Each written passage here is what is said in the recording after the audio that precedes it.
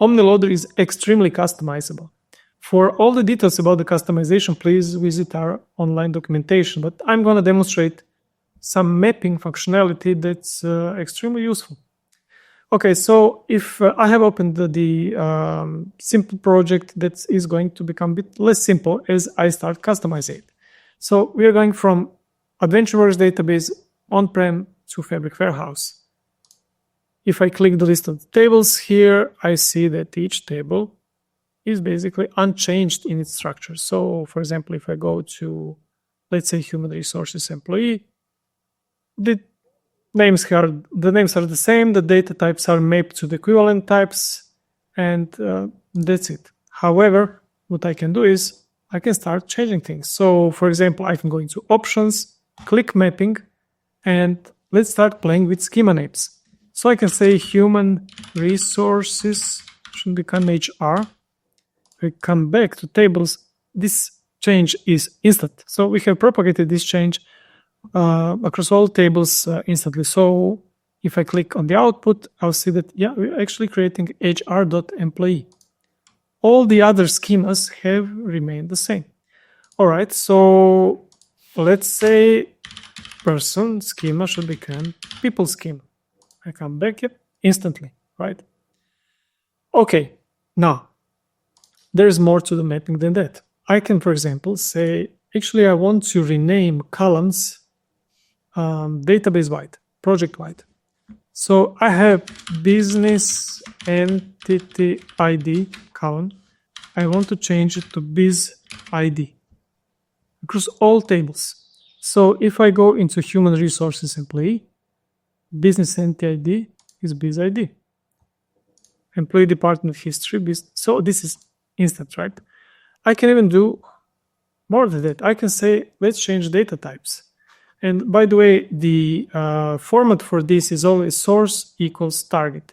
So now if I go into the data types, we can see, yep, the rules that I write can be any source type equals and then what I want in the target. So if I say, for example, I have some hierarchy ID type on the source. Of course, there's no hierarchy ID type in Fabric Warehouse, and by default, we'll map it to, I think, varchar 1024.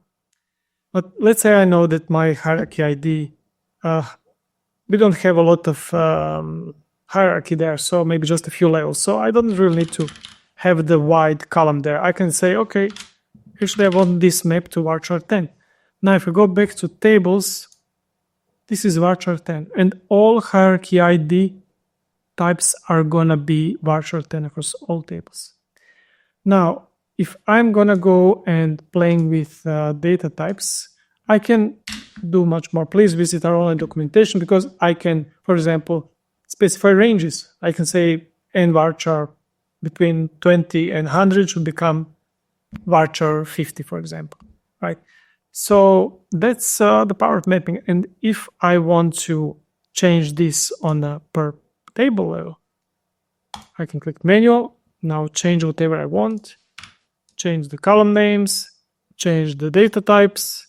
I can say, okay, actually this is gonna be, sorry, not date time, but decimal, 5, 2 spaces, and this just works. Now, there is one more interesting thing. If our project has more than one source database,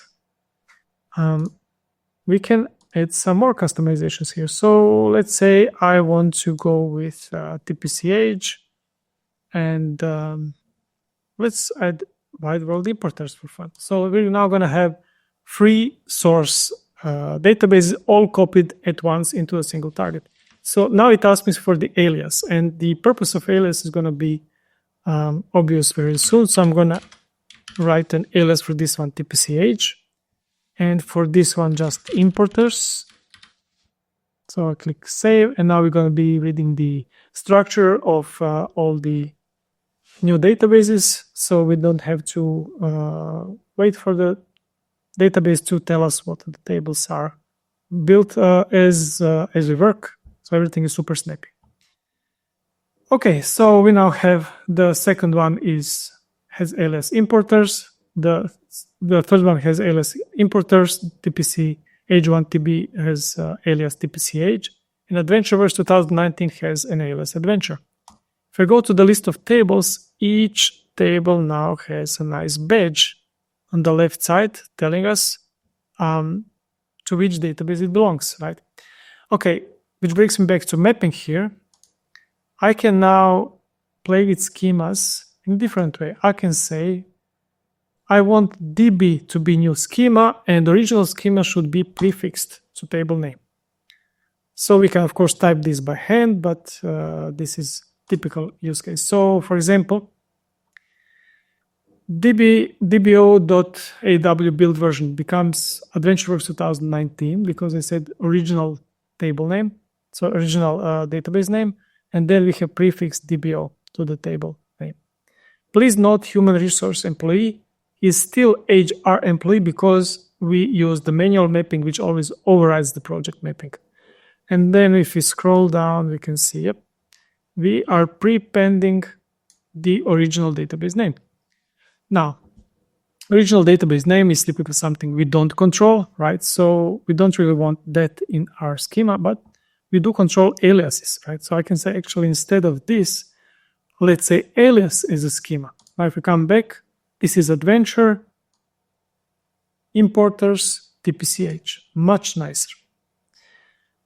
And if I don't want to keep my original schema, well, I can just remove it, and in this way I can group all the tables to be mapped to a schema named exactly the same as the source database alias that is fully under your control. And of course, Omni Loader will create all the required schemas if they don't exist before creating tables. Okay, I think that's most of the things we need to say regarding the mapping. Please check our online documentation for more details.